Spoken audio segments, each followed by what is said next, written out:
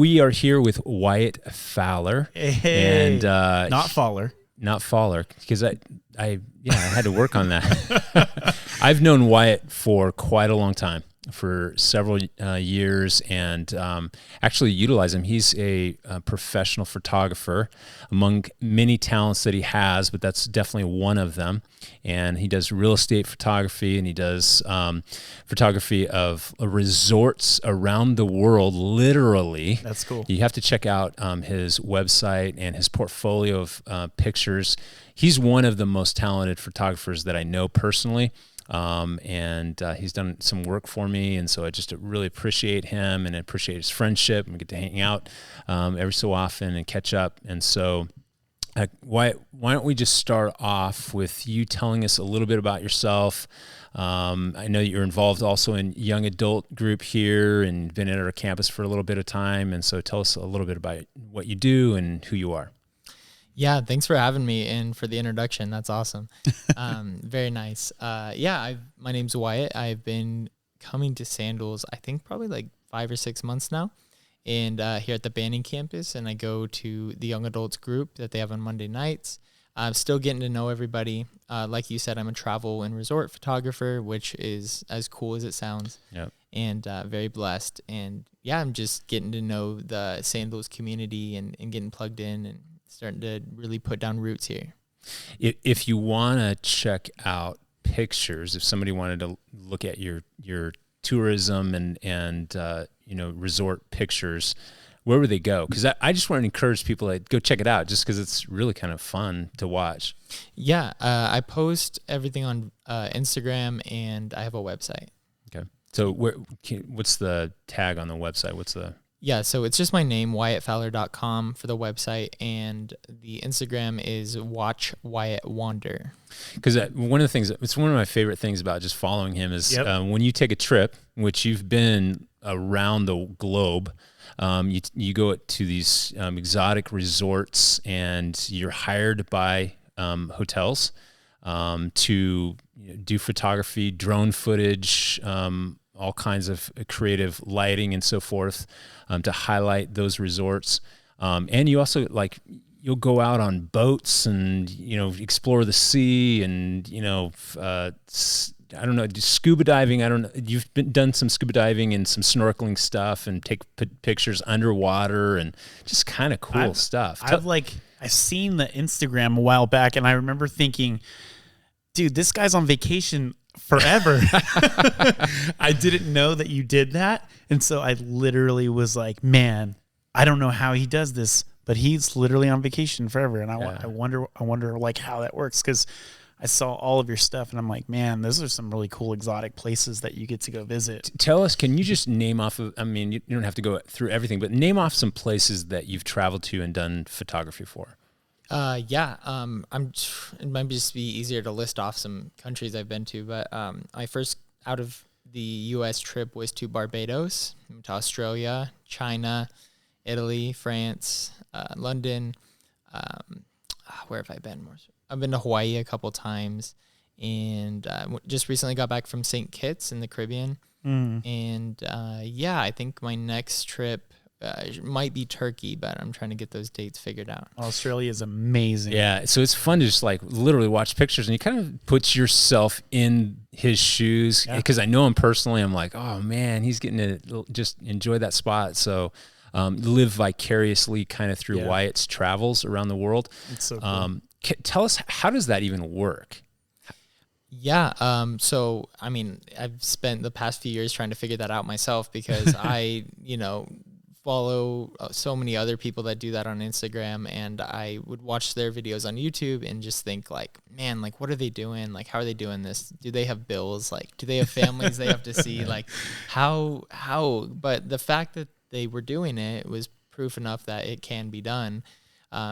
So I just started kind of researching and trying to figure it out, and trying to get connected with people who do. And one of the earliest things I found out is that, you're usually providing a service like photography or videography, or if you're more like what I would call an influencer, where you just have a ton of followers on social, it's often a lot of pretty girls, they the service you're providing is more of your following. So like the hotel would give you a free stay in exchange for you posting about it, and that's good for them. That's free advertising. Yeah. Where me, like I haven't built up as much of a following. So it's actually the photos and the videos that I create are more of a production quality thing that I built up so that I could offer enough value to really get to do this too. So was the initial drive to do this job to like, I want to go travel and do all these fun things. I'm going to figure out how to be able to do that, and like to be able to get brought out there and to get paid to be able to go on vacation. Period. Yeah. I've like always been obsessed with like trying to figure out all the different ways people can live an unconventional life, because especially here in the US, like there's a lot of people have this one idea of what it looks like to, go and have a career and have a life. And I just was never interested in fitting in any box. And I was just like, oh, how crazy, how much can I stay a kid and like still do adult responsibilities? That's like a 4. Make money, right? Like how much can I cheat the adult teen system? And this was one way that I just explored it for sure. You come from a home of an entrepreneur, right? So your mom owns Copper Kettle in Yucaipa, which is some of the best homemade food locally that you can possibly get. Anybody that's a local knows that. So you have some of that entrepreneurial spirit in you, right? So it has driven you to try things out and explore, and it's caused you to travel all over the place. And you've done real estate too. I mean, you even have your real estate license. And tell us also, hey, this is on a lighter note. You recently bought an electric bike, and you've been posting some cool pictures of you traveling all over the place on this electric bike, and that's kind of the new thing, right? Is not having to pedal all the time. You can still pedal, but what's your experience with an electric bike? Yeah, I used to have a regular bike, and we live in Yucaipa, and Yucaipa is kind of just one big hill. So I've always wanted to commute, like not in a car, like do things differently, right? Like everyone drives their cars around, and it's just a ton of gas, especially as gas prices are going up, and thinking like I just get claustrophobic in a car, and I want to find a realistic way to alternatively get around. But with regular bikes in Yucaipa, you can't do it every day. It's not sustainable. You'll be just too sore. Yeah. You'll show up to your meetings all sweaty. And, it just wasn't going to happen. And I had been looking at these bikes by Super 73. They post all over Instagram, and they're super cool looking bikes. And I've just been wanting one for years. And I recently had like a nicer car, like 2020 practical car, like a Toyota Corolla. And I just realized like I'm not driving much. I don't really use this. I don't think I need a really nice car. And I was wanting to put some money into my photography business so that I can do it even more full time. Cause right now I make the bills, but I'm wanting to kind of propel into that next season of life and, pay off the rest of my school debts and maybe buy a house in the next few years or just make some more adult decisions. So I needed my photography business to jump. So like, I'm going to sell this car because used cars are worth a lot right now. And just buy a junker car, just one that I need. But I bought the bike first because I'm like, okay, I'll ride the bike around as much as I can. It's electric, so I'm not sore. I can do it every single day. But you can challenge yourself and pedal if you want to. But then yeah, it's cool. Yeah, so sometimes I'll do that, but I find that it's just too fun. It's just too fun to use the electric. Yeah, that's awesome. How fast did those go? Yeah, so there's like the main mode that's like street legal. I think that goes up to like 21 miles per hour, and it can go for like 35 miles. So you can go from Yucaipa to Redlands and back. And on a charge. Wow. And then there's all these YouTube videos that you can watch to like how you can circumvent how that works. Right? I may or may not have looked into that. So that is so cool though. Yeah. Tell us, I talked to you a bit before this about kind of delving into some wrestlings personally. I mean, we're at Sandals Church where the vision is about being real with ourselves, real with God, and real with others. And you've been in this season of really kind of exploring yourself, learning about yourself, going through some counseling, some therapy, some training. So can you you just give us a little bit of a snapshot of that process that you're in right now? Yeah, I've never really shared it in depth before, so I'm going to do my best. But for the, pretty much since I was a little kid, I've had some unique struggles with anxiety and depression and just some other, very related mental health challenges. I've always felt in school everything was harder. Socialization was harder. Schoolwork was harder. I just felt like I've been living life with all the cards kind of against me mentally. A lot of issues with regulating my emotions and being just really all over the place and high and low, and some codependency stuff. And a lot of times, all my life I've gone to therapists and psychiatrists, but nobody's quite really hit the nail on the head in a way that was helpful. I became a Christian and found, some relief, but at the same time, like, certain circles and churches don't always know how to handle the mental health conversation, or they know how to handle it up to a certain point. So I've just been kind of battling a lot of disappointment and trying to be perseverant in finding a solution. And when you've dealt with it your whole life, you don't even have a nice baseline for what normal should feel like, or what healthy ought to look like. So sometimes just going, maybe there's nothing wrong with me, or like everything's worse than I think it is, So it's been a battle, but in the past few months, I've been seeing this therapist for 2 years, and she finally, she really did her due diligence and came forward with a diagnosis that really does match a lot of my behaviors. And it was hard to hear at first because there's stigma, with a diagnosis. I don't want to have this thing. Yeah. And what are other people going to think? What does this look like? Am I going to get treated differently? But at the end of the day, I do feel really positive about it, because it goes, okay, all of these issues that I've had kind of fit into this box, and this box has treatment. The prognosis is good. People overcome this. So I think hope has been ignited in me, for the first time in a very long time. That's awesome. We were talking about the fact that going through COVID has exposed so much of the mental health issues that people have been wrestling with, and it tears down the barrier that people feel of being willing to expose this area of their lives for whatever reason, whether it a sense of shame or guilt or regret, or and man, even just having somebody be willing to share that, hey, I wrestle with this, connects you with a whole lot of other people that can say the same thing. I mean, the extraordinary statistics out there about how many people wrestle with mental health issues, depression, anxiety, and a whole host of other things. And so acknowledging it, accepting it, and then seeking out like viable treatment options. How can I get help in this? And then also, I mean, you're in a process of learning about yourself. That's a good and healthy process. Oh yeah. And you becoming, conversant with other people about yourself. It's a lot of stuff we bottle up or never really explore. And the people I like hanging out with are people that have done the hard work. It's freeing. They've worked hard on understanding themselves, their tendencies, their weaknesses, the slippery slope of their personalities, those kinds of things.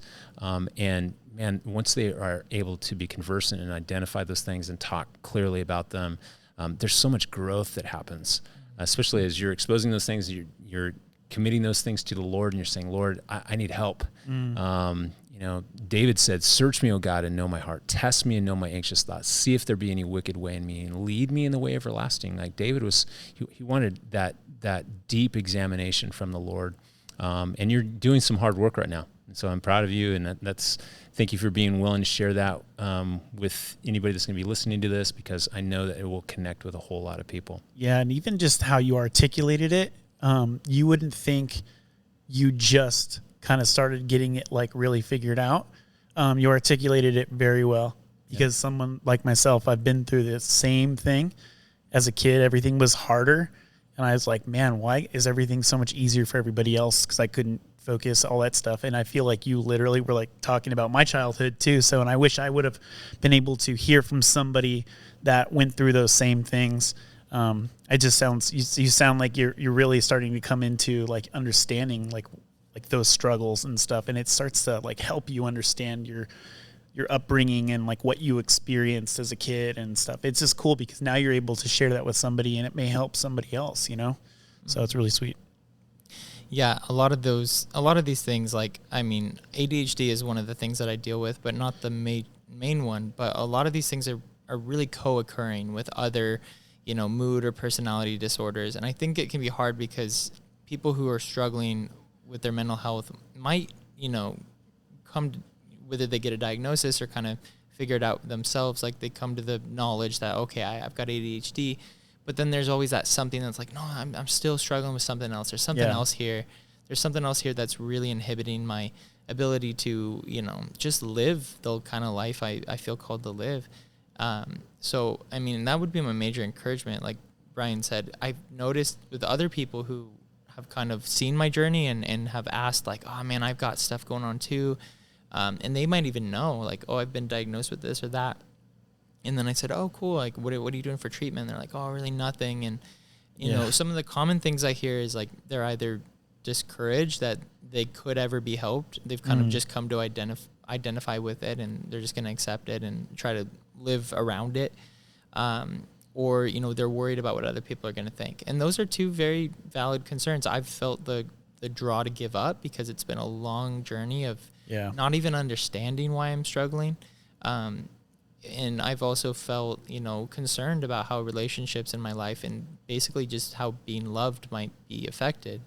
But I just would just really urge people to don't give up. Like if you've tried this hard, you've gone this far, and, you know, I was getting to the point where I didn't think life could be any better for me. And now I have kind of a vision in mind, and I'm working hard and doing a more intensive therapy program that's going to really lead me there. So that's awesome. And I just real quick, just to elaborate on that a little bit, like I think people think like you come to church and I should be healed, or I take some medication, I should be healed. The reality of it is there's a lot of hard work regardless of the help that you get. It's knowing what you're experiencing and being able to process through those things like you are, while knowing what you struggle with, that makes it easier and makes life doable, you know, like it's, cause once you understand and you can, oh, that's why I'm doing that, or that's why I'm doing that. Like but I think a lot of people, they get discouraged and give up because they expect, oh, I believe in Jesus now, I should be healed from this mental health issue. You know, I take this medication, man, I'm discouraged because it's not helping me. Well, maybe it is helping, but you're not like really giving it, you're expecting something that's not going to happen. Yeah. You know, yep. so. No, that's good. You have agreed to help us out when you have time on our Omni-Digital Creative Team here at Banning. I'm super excited about that because, you know, when you have somebody like Wyatt, who's as gifted as you are and creative as you are, man, and they're at your campus, you want to, you know, tap into that. And so we have a team of people, and we're excited for you to join that team.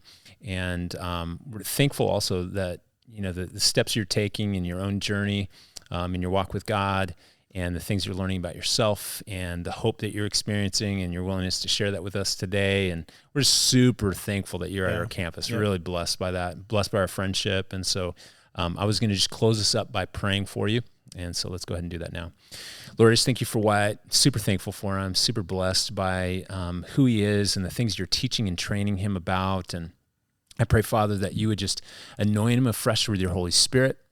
Give him, Lord, joy unspeakable. As Paul said, Lord, I pray that you'd fill him with love, joy, peace, patience, kindness, goodness, gentleness, faithfulness, self-control. I pray that you bless the counseling and therapy that he's going through, an intensive process to really understand who he is and the things that he's gone through and experienced, and the heartache and the wounds and the deep issues of the mind and heart. So, Lord, I pray that the work that you do in him would be foundational to the work that you're going to continue to do through him, to minister to other people in relationships, Lord, and Lord, within the work that you're doing in his business and in ministry. And so we're excited. We're thankful for him. and the person that you've called him to be. And so we lay that before you. We rejoice in advance of the work you're going to do. And I pray these things in Jesus' precious name.